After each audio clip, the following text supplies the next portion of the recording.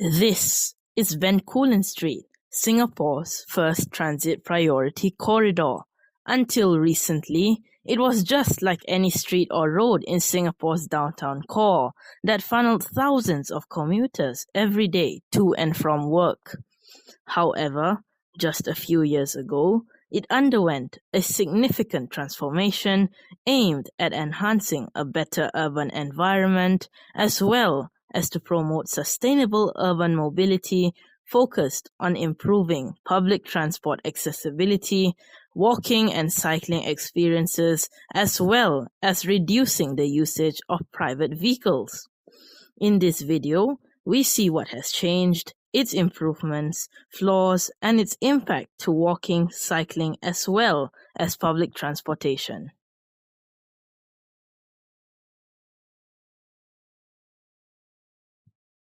A transit priority corridor is a street or road that has road space heavily taken away from cars to give more space to specifically public transportation and increase safety for cyclists and pedestrians, as well as to promote a better environment for people living or working on the particular street. This is aimed to reduce over-reliance on cars, make public transport commutes much faster, and to promote viable alternatives to driving.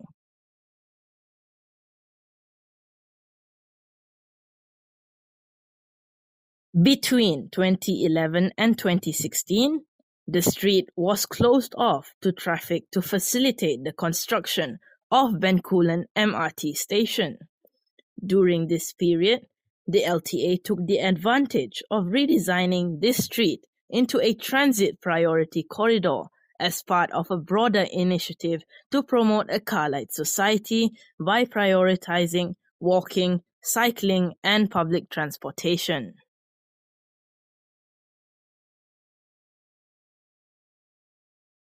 The transformation introduced much wider footpaths, a cycling path on one side of the road which was previously non-existent, as well as a bus-only lane, which was previously just another car lane. Road space was also reduced from 4 car lanes to 2 lanes, one for buses only and the other for cars. This eventually changed what was once an uninviting 4-lane high-speed road into a vibrant, better used and pleasant 2-lane street.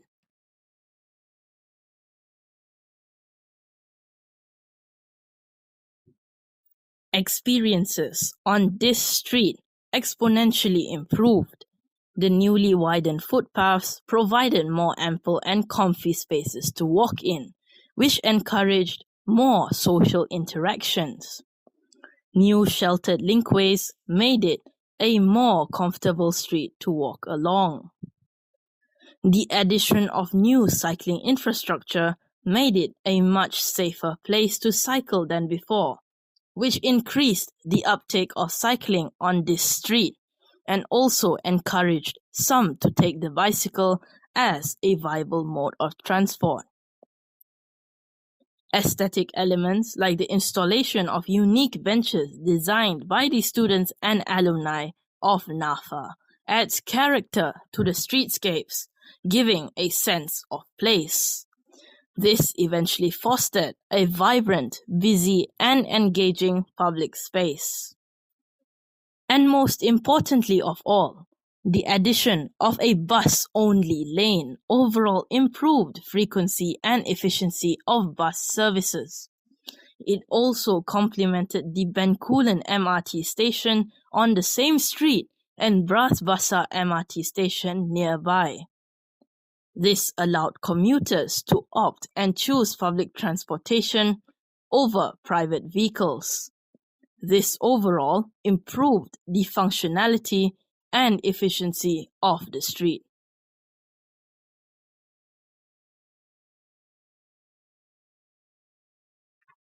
Despite all the significant improvements and changes made, this street comes with big flaws that affect both pedestrians and cyclists alike.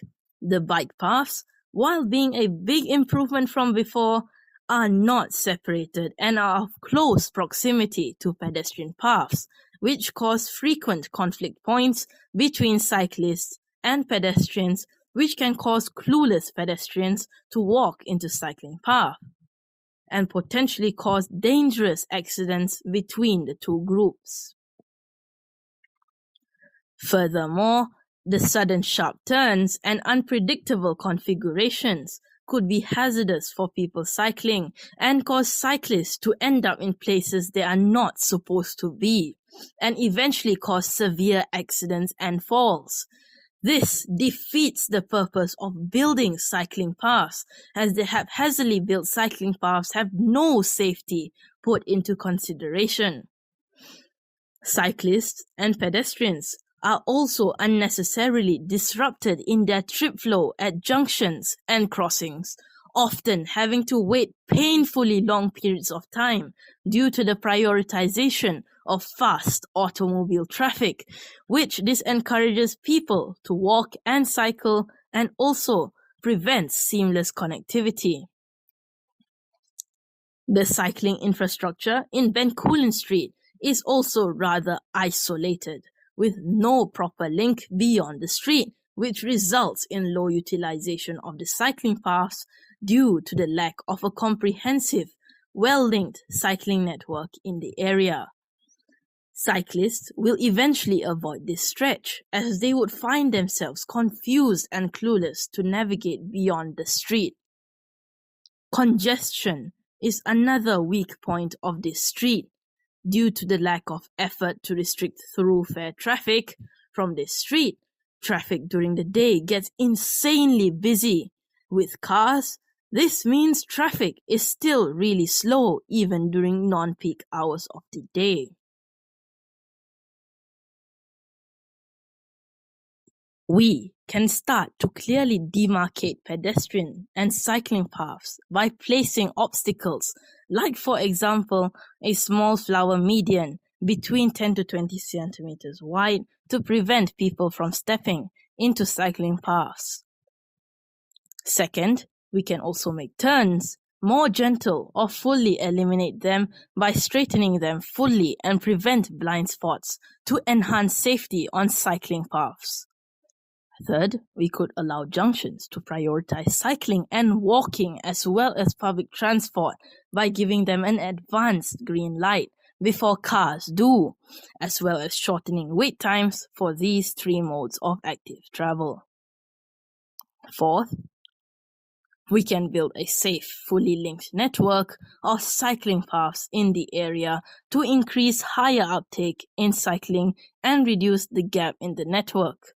We can also place more wayfinding signs to allow for more optical navigation and reduce confusion. Last but not least, we can restrict through traffic from the street and direct through traffic to other streets so that people who need to access the street won't be stuck in between those who do not need to. We could also establish a hoofnet, which is main network in Dutch. These networks prioritize different modes of travel on different streets. All these further improvements will help this street perform its purposes much more efficiently and will enhance the overall experience for everyone on that street.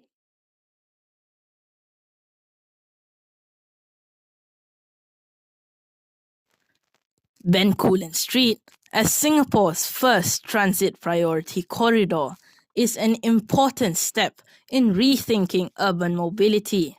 While the corridor has made strides in improving sustainability and mobility, there is still huge flaws that need to be fixed. By learning from these challenges it faced, planners can continue to evolve and refine the space, making it safer and more accessible for cyclists and pedestrians alike. These flaws and designs should be taken seriously by Singapore when rolling out more transport priority corridors. The goal in the end remains the same: to create a city that's not just efficient, but also safe, sustainable, and people-friendly. Bencoolen Street may have its flaws, but it also represents a bold vision for the future of Singapore's urban mobility. And if Singapore fixes these flaws, it can become a role model for many cities around the world, showing how we can reshape our streets to prioritize the people who use them. This wraps up my very first video on this channel. I hope you found this informative and engaging. If you enjoyed this content or have suggestions for improvement, let me know in the comments below. Don't forget to like, share, and subscribe if you want to see more of this content. Thank you for watching, and I'll see you in the next video.